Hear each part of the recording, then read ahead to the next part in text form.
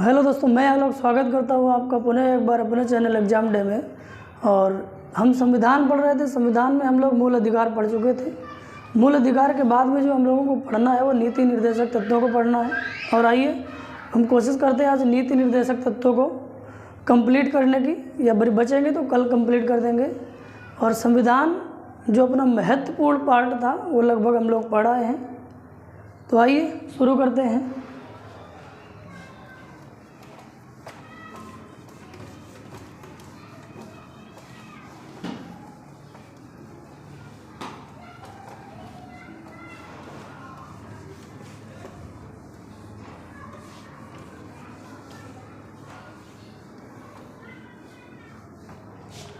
तो इसके पहले हम लोग क्या पढ़ चुके थे? मूल अधिकार पढ़ चुके थे। हम लोगों को पढ़ना है आज नीति निर्देशक तत्व। तो देखो ये वेरी इम्पोर्टेंट है। ये जो नीति निर्देशक तत्व है हमारे संविधान के भाग 4 में, कहाँ पे? भाग 4 में और आर्टिकल 36 से 51 में। कहाँ पर है? आर्टिकल 36 से 51 में इनका उल्लेख किया गया है। और ये भाग 4 में है। क्या है ये? नीति निर्देशक तत्व। नीति निर्देशक तत्व। नीति का मतलब क्या होता है? कहते हैं ना कि सरकार की नीतियां खराब हैं। सरकार नीतिगत तरीके से नहीं चलती है। नीति का मतलब होता है सरकार के द्वारा अपने पब्लिक के लिए, अपनी जनता के लिए ऐसी ऐसी योजनाएं लाई जाएं, कल्याणकारी योजनाएं लाई जाएं जिसमें जनता का भला हो। यानी हम कह सकते हैं कि नीति के अंतर्गत रखा जाएगा कि सरकार की मानसिकता क्या है जनता को देने के लिए। सरकार चाहती क्या है कि अपनी जनता को क्या दे, नीति के अंतर्गत ये रखा जाएगा। तो हमसे पूछा जाता है नीति निर्देशक तत्व या नीति निर्देशक सिद्धांत, ये जो लिए गए हैं ये कहाँ से लिए गए हैं? तो नंबर 1 पॉइंट है ये कि इनका स्रोत क्या है। तो ये आयरलैंड के संविधान से लिए गए हैं। कहाँ से लिए गए? वेरी इंपॉर्टेंट पॉइंट है, बहुत बार पूछा गया ये कि नीति निर्देशक तत्व कहाँ से लिए गए। तो हम क्या बताएंगे? आयरलैंड। हमसे एक बात और पूछता है कि बताइए इनकी प्रकृति कैसी है। नीति निर्देशक तत्वों की प्रकृति, नेचर कैसा है इनका? तो कहेंगे कल्याणकारी राज्य। कल्याणकारी राज्य की संकल्पना पर आधारित है। कल्याणकारी राज्य की संकल्पना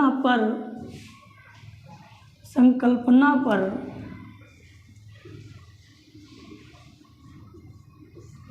आधारित है। अब ये बताओ, कहोगे सर कल्याणकारी राज्य की संकल्पना पर आधारित है, इसका मतलब क्या है? नंबर 1 पॉइंट, यही बात बहुत बार पूछी गई है।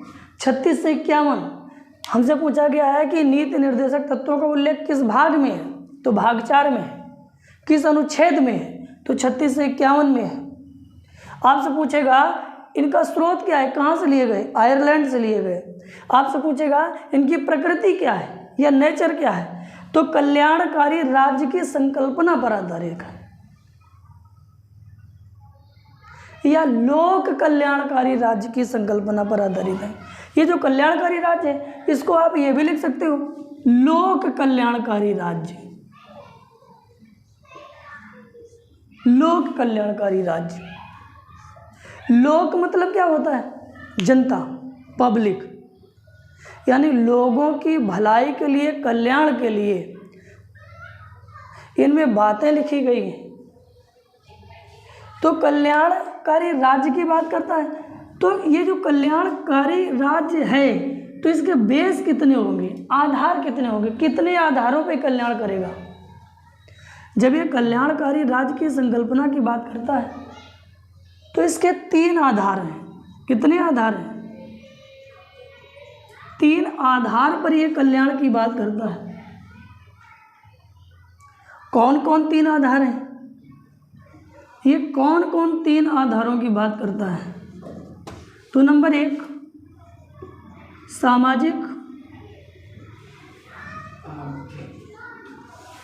सामाजिक कल्याण की बात करेगा।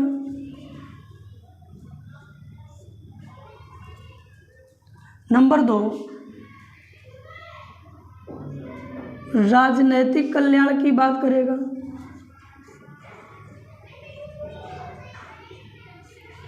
नंबर 3 आर्थिक कल्याण की बात करेगा।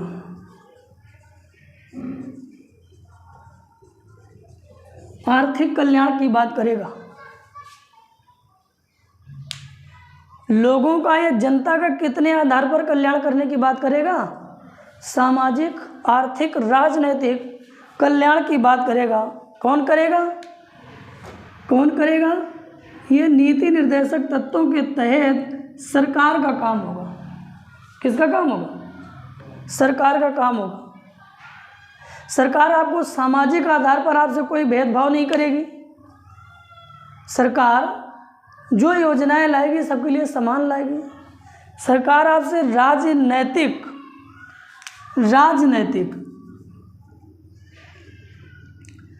राजनैतिक आधार पर कोई भेदभाव नहीं करेगी।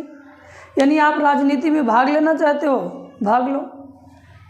सरकार यदि आर्थिक योजना कोई चालू करती है तो उसमें किसी के साथ भेदभाव नहीं करेगी तो किसी के लिए नहीं करेगी, अगर करेगी तो सबके लिए करेगी। किसी वर्ग विशेष के लिए कोई काम नहीं करेगी, स्पेशल किसी व्यक्ति के लिए नहीं करेगी, सबके लिए योजना लागू होगी। अच्छा, 36 से 51 तक जितनी भी बातें हैं, यदि सरकार उनको लागू ना कर पाए तो आप मुकदमा नहीं कर सकते। तो एक पॉइंट और पढ़ेंगे हम, नीति निर्देशक तत्व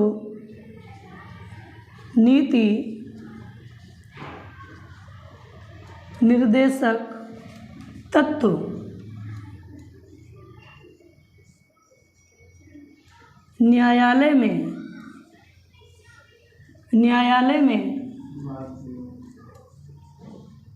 वाद योग्य नहीं है। वाद योग्य नहीं है। वाद योग्य का मतलब ये होता है कि सरकार अगर आपके लिए कोई काम ना करे तो आप उसके खिलाफ मुकदमा नहीं कर सकते हो। बात समझ में आई? इसको नोट कर लो, फिर हम लोग आगे बढ़ते हैं। पानी लो, निकालो बोतल, करो जल्दी।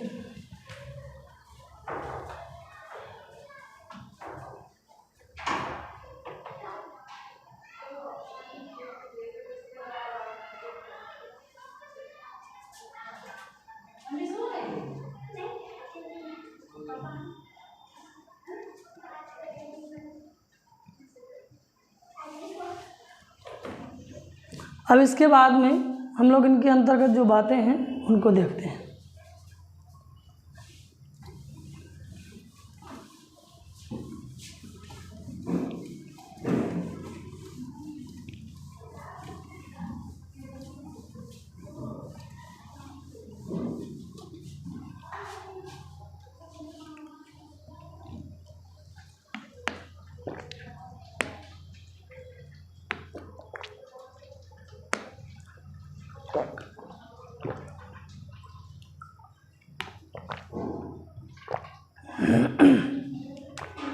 अब समझते हैं, हम लोग आर्टिकल 36 पढ़ते हैं। आर्टिकल 36 में है राज्य की परिभाषा। राज्य की परिभाषा वही होगी जो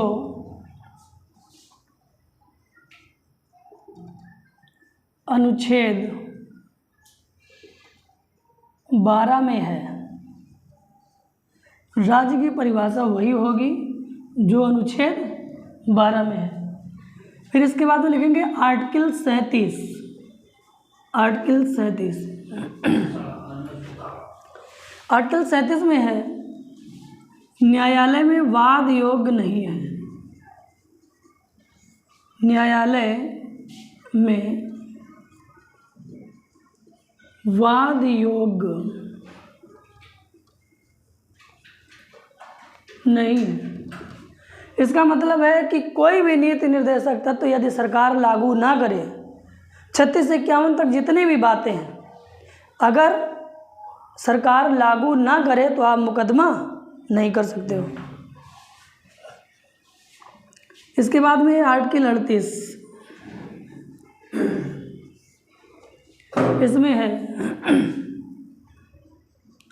लोक कल्याणकारी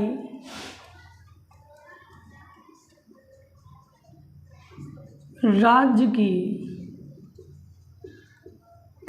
संकल्पना। लोक कल्याणकारी राज्य की संकल्पना। और ये लोक कल्याण हमने कितने प्रकार से बताया? लोक कल्याणकारी राज्य हमने कितने प्रकार से बताया? ये हमने बताया 3 प्रकार से। कितने प्रकार से बताया?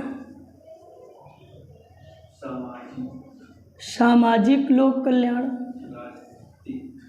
सामाजिक लोक कल्याण,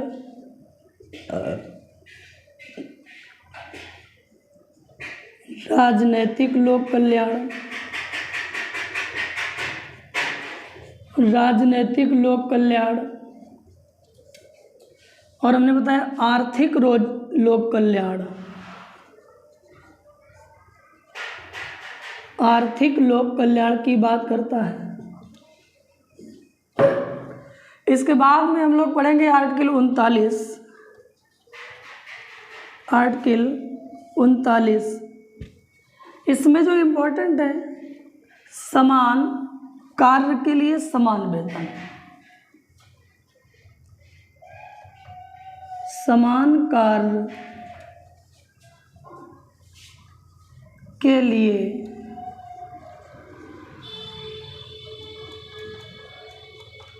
समान वेतन। ब्रैकेट में लिखेंगे स्त्री व पुरुष।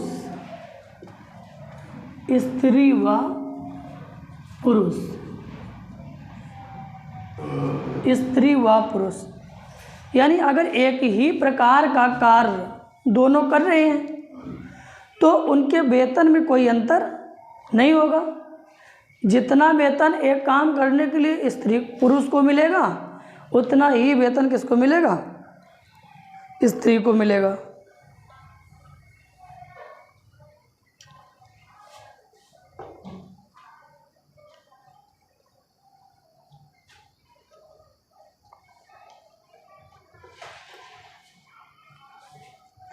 ये वेरी इंपॉर्टेंट है, पूछे गए सब प्रश्न हैं, ये सारी पूछी गई बातें हैं। इसके बाद हम लोग एक पॉइंट पढ़ेंगे, आर्टिकल 39 का।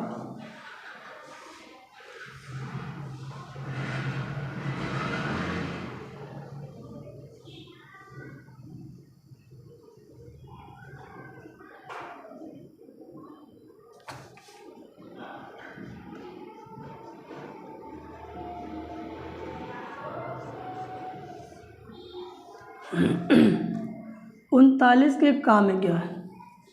39 के काम में है निःशुल्क विधिक सहायता। निःशुल्क विधिक सहायता।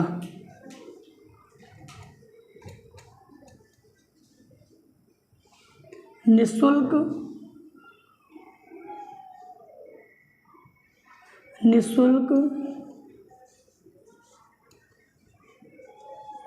विधिक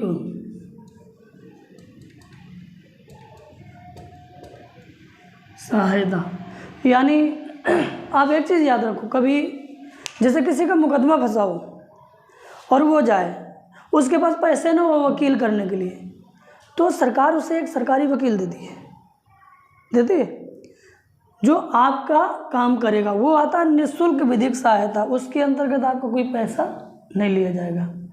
तो 39 का में क्या है, निःशुल्क विधिक सहायता। एक बार इसको पढ़ते हैं फिर आगे बढ़ते हैं। अब एक बात समझो, भाग 4 आर्टिकल 36 से 51 में नीति निर्देशक तत्वों का उल्लेख किया गया। इसके पहले हमने कई बातें बताई, फिर हम आर्टिकल बता रहे हैं। 36 में राज्य की परिभाषा वही होगी जो कि अनुच्छेद 12 में है। 37 में न्यायालय में ये बात योग्य नहीं है, न्यायालय में मुकदमा नहीं हो सकता। 38 में है लोक कल्याणकारी राज्य की संकल्पना पर आधारित है।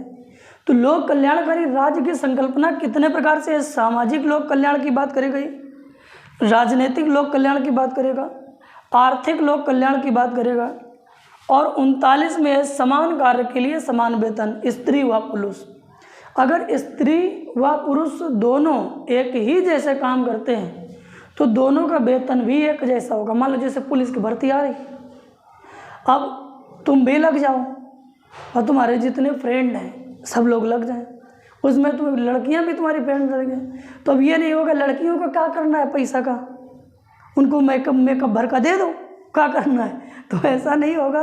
पेमेंट जो तुमको मिलेगी वही पेमेंट उनको मिलेगी, क्योंकि वो कार्य एक ही जैसा कर रही हैं। तो फिर है 39 का निःशुल्क विधिक सहायता। मान लो कोई गरीब व्यक्ति है, लड़ाई झगड़े में उसके खिलाफ मुकदमा हो जाता है, अब उसके पास इतना पैसा नहीं है कि वो किसी वकील को हायर कर सके, तो जब वो जाएगा जज के पास तो जज उससे पूछेगा कि आपका वकील कहाँ है, आपकी बात रखने के लिए कौन सा वकील किए हो आप? तुम कहोगे मेरे पास तो कोई वकील नहीं है। तो कहेगा क्या आप सरकारी वकील लेना चाहेंगे? तुमने कह दिया हाँ, तो आपको मिल जाएगा। एक पहलू ये हुआ। दूसरा पहलू ये कि अगर सरकार के पास वकील नहीं हुआ तो आप सरकार के ऊपर मुकदमा नहीं कर सकते हो कि हमको सरकारी वकील काहे नहीं मिला। यही बात कही गई है कि न्यायालय में वाद योग्य नहीं है। यानी सरकार आपके लिए काम करे तो ठीक है, अगर ना भी करे, उसके पास इतने संसाधन ना हो कि आपका कल्याण कर सके, तो आप न्यायालय में जाकर उसके खिलाफ मुकदमा नहीं कर सकेंगे। बात समझ में आई?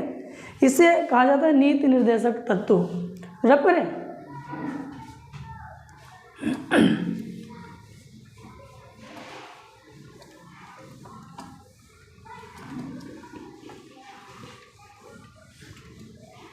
अब इसके बाद हम लोग पढ़ेंगे आर्टिकल 40। आर्टिकल 40 में क्या है? आर्टिकल 40 में है ग्राम पंचायतों का गठन। ग्राम पंचायतों का गठन राज्य सरकार का कर्तव्य होगा कि प्रत्येक 5 वर्ष में ग्राम पंचायतों का गठन करे। तो यहाँ पे हम लिख सकते हैं राज्य सरकार का कर्तव्य है। ग्राम पंचायतों का गठन करना किसका कर्तव्य है? राज्य सरकार का कर्तव्य है कि प्रत्येक 5 वर्ष में। अब समझो हर जगह बात, हर आर्टिकल में इसमें बात लागू होगी। न्यायालय में वाद योग्य नहीं है। अगर मान लो राज्य सरकार के पास इतना पैसा ना हो कि 5 साल में चुनाव करा सके, तो तुम मुकदमा नहीं करोगे, न्यायालय में वाद योग्य नहीं है। आर्टिकल 41। आर्टिकल 41 में क्या है? आर्टिकल 41 में है कुछ दशाओं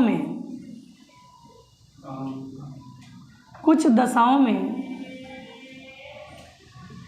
रोजगार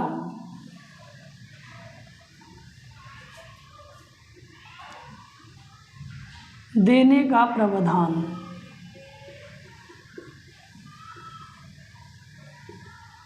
राज्य सरकार ऐसा कोशिश करेगी कि जो उसके नागरिक हैं उनको रोजगार दे, काम दे, कुछ दशाओं में। आर्टिकल 42 क्या है?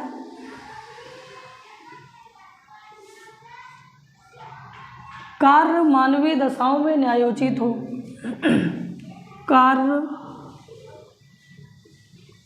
मानवीय दशाओं में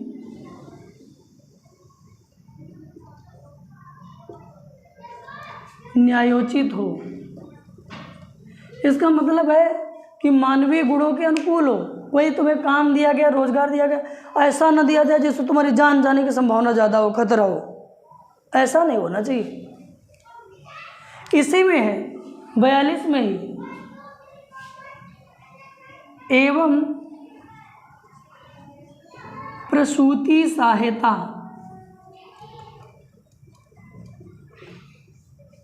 यानी ऐसी महिलाएं जो गर्भवती हैं और यहाँ पे काम कर रही हैं, तो जब बच्चे के जन्म का समय होगा तो उनको छुट्टी दी जाएगी, प्लस चिकित्सा सुविधा दी जाएगी और उनका कोई भी पैसा नहीं काटा जाएगा।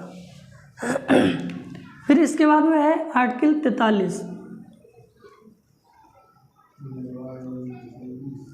आर्टिकल 43 में है कि देखो काम मिल गया आपको, मानवीय दशाओं में न्यायोचित यानी अच्छा काम मिल गया। अब निर्वाह योग्य मजदूरी, इसमें निर्वाह योग्य मजदूरी, कम से कम इतना पैसा मिले जिससे आपके परिवार का भरण पोषण हो सके। इसी बात को कहा गया निर्वाह योग्य मजदूरी। क्या कहा गया? निर्वाह योग्य मजदूरी। निर्वाह योग्य मजदूरी का प्रावधान किया गया। फिर इसके बाद में लिखा गया आर्टिकल 44, इसमें समान नागरिक सिविल संहिता, समान नागरिक सिविल संहिता की बात करता है, यानी जो कानून होगा वो सबके लिए, हर एक धर्म के लिए एक जैसा लागू होगा। अभी तक जैसे तलाक जैसे मुद्दों पर कानून अलग अलग लागू था, हिंदू मुस्लिम मैरिज एक्ट अलग था, मान लो मुस्लिम मैरिज एक्ट अलग, हिंदू मैरिज एक्ट अलग, तो अब ये नहीं होगा, पूरे देश में एक जैसा कानून लगेगा सबके लिए। फिर आर्टिकल 45,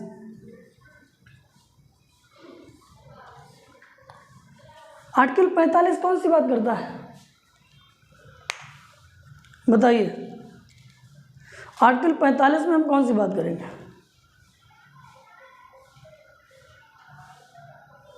आर्टिकल 45 में हम बात करेंगे शिक्षा की बात। किसकी बात करेंगे? 0 से 6 वर्ष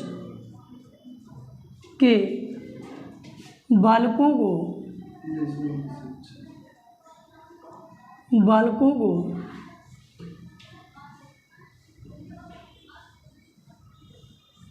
निःशुल्क शिक्षा का प्रावधान, निःशुल्क शिक्षा का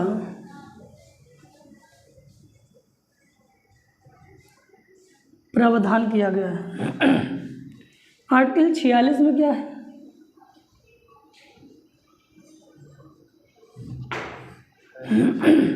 इसमें है आर्टिकल 46 में SC ST OBC EWS इनके आरक्षण की बात करता है। किसकी बात करता है? आरक्षण का प्रावधान है, आरक्षण का प्रावधान है। अब ये राज्य सरकार चाहे तो आपको दे, चाहे तो न दे, आप कुछ नहीं कर सकते हो। EWS पहले था नहीं था, सरकार ने शामिल कर लिया। SC ST OBC EWS को इसके तहत आरक्षण दिया जा सकता है ना। तो इसको नोट कर लो, फिर आगे चला जाए। साथ साथ ना नोट किया करो, ठीक? फोटो खींच लिया लेकिन देखा करो ज़रूर, याद ज़रूर करो। 50 तक के आर्टिकल आपको कंप्लीट करने ही हैं, समझ में आ रही बात? 50 तक आर्टिकल कंप्लीट करो। तुम लोगों के बस यही अभी जो है तो पढ़े तो हो नहीं सही से, तो जो मिले दे दनादन करते रहो, और लिखने से कुछ नहीं होगा। भेजे में लिखो, ये आगे बढ़े।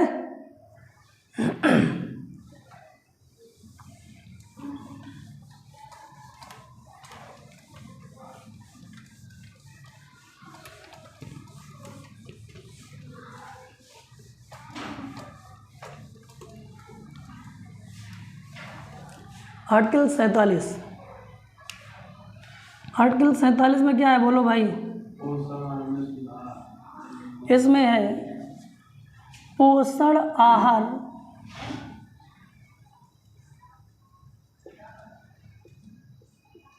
में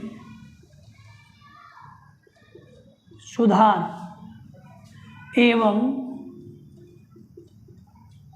मद निषेध। मद निषेध, दारू पर प्रतिबंध लगाना। समझ रहे हो? बिहार में देखो दारू बंद है, ये राज्य सरकार के अंतर्गत आते हैं डीपीएसपी, तो राज्य सरकार अपना लागू किए। अब उत्तर प्रदेश में दारू नहीं बंद है, तो तुम ये नहीं कह सकते हो तुम्हारे खिलाफ मुकदमा कर देंगे। कह सकते हो? नहीं कह सकते हो। ये आर्टिकल कहाँ लागू है? बिहार में लागू है। उत्तर प्रदेश सरकार चाहे लागू कर दे, चाहे ना लागू करे, उसकी इच्छा है। चलिए, फिर है आर्टिकल 48। इसमें है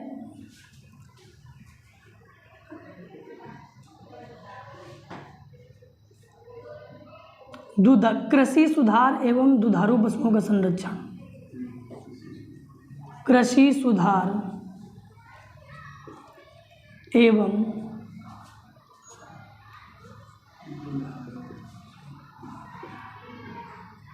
दुधारू पशुओं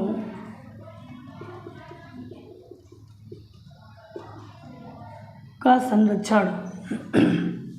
फिर 48 का इसमें क्या है? इसमें है पर्यावरण एवं वन्य जीव संरक्षण एवं संवर्धन।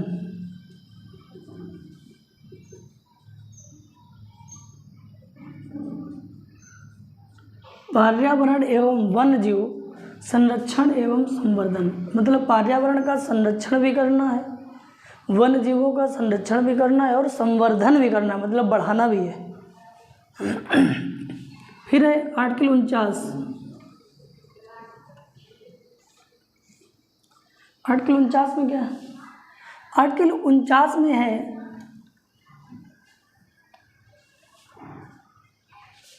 पर्यावरण वन्यजीव संरक्षण एवं संवर्धन।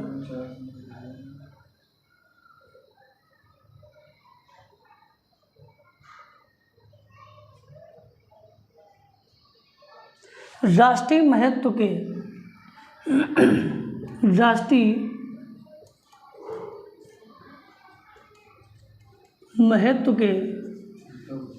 स्थल,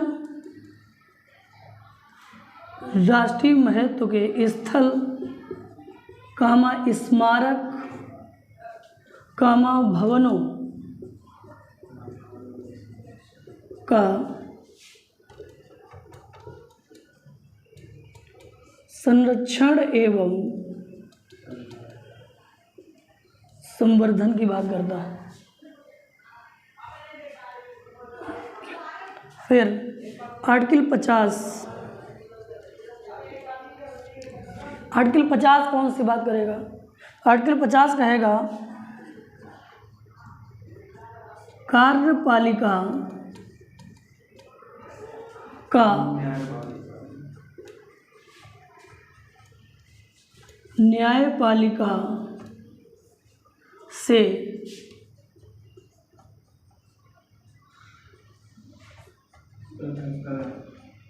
पृथक्करण। कार्यपालिका का न्यायपालिका से मतलब दोनों एक दूसरे के ऊपर हस्तक्षेप नहीं करेंगे, दोनों स्वतंत्र हैं।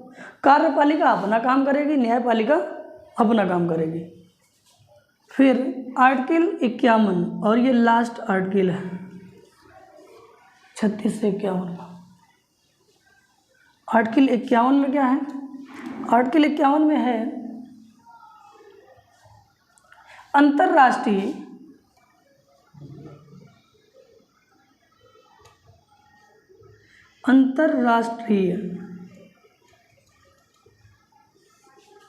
शांति व सौहार्द बनाए रखना। सौहार्द का मतलब सोचते हो भाईचारा। बात समझ में? अब एक बार हम लोग पूरा रिवाइज करते हैं फिर आगे बढ़ते हैं। देखो, हम जब बात करेंगे 47 में, तो आर्टिकल 47 है पोषण आहार में सुधार एवं मद्य निषेध, यानी जो खाने पीने की वस्तुएं हैं इसमें मिश्रण नहीं होगा, मिलावट नहीं होगी। इसमें सरकार कोशिश करेगी कि सुधार करे, प्रतिबंध लगाए। अगर नहीं लगा पाती है सरकार तो आप मुकदमा कर सकते हैं? नहीं कर सकते हैं, क्योंकि ये बात आप पहले पढ़ चुके थे कि न्यायालय में वाद योग्य नहीं है। फिर 48 के का कृषि सुधार एवं दुधारू पशुओं का संरक्षण। सरकार कोशिश करेगी कृषि में सुधार लाए, ज़्यादा से ज़्यादा अनाज उत्पन्न हो, और जो दुधारू पशु हैं इनका संरक्षण किया जाए, बचाव किया जाए। फिर 48 का में पर्यावरण एवं वन्यजीव का संरक्षण एवं संवर्धन। पर्यावरण को बचाया जाए एवं वृद्धि की जाए, वन्यजीवों को बचाया जाए एवं वृद्धि किया जाए, वन्य को भी बचाया जाए, जंगलों को बचाया जाए। सरकार ऐसे प्रयास करेगी, कोशिश करेगी। अगर ना करे तो तुम मुकदमा नहीं कर सकते हो सरकार के ऊपर। फिर राष्ट्रीय महत्व के स्थल एवं स्मारकों भवनों का संरक्षण एवं संवर्धन। जो राष्ट्रीय महत्व के, जैसे संसद भवन है, राष्ट्रपति भवन है, और जैसे मान लो कि रेलवे लाइन के स्टेशन है, बिल्डिंग है, तो ये सब राष्ट्र हित के हैं ना, तो इनका संरक्षण किया जाएगा। ठीक। फिर है कार्यपालिका का न्यायपालिका से पृथक्करण। कार्यपालिका और न्यायपालिका दोनों स्वतंत्र हैं, दोनों अपना अपना काम करेंगी, दोनों में कोई हस्तक्षेप नहीं कर सकता है। फिर है अंतर्राष्ट्रीय शांति एवं सौहार्द बनाए रखना, यानी भारत अंतर्राष्ट्रीय स्तर पर भी ऐसा काम करेगा कि शांति बनी रहे, सौहार्द बना रहे और भाईचारा बना रहे। ठीक। तो ये थे आपके नीति निर्देशक तत्व, और ये समाप्त हो गए। ये एक ही दिन में हमने नीति निर्देशक तत्व पढ़ लिए हैं। इसके बाद में कल हम लोग जो चर्चा करने वाले हैं, तो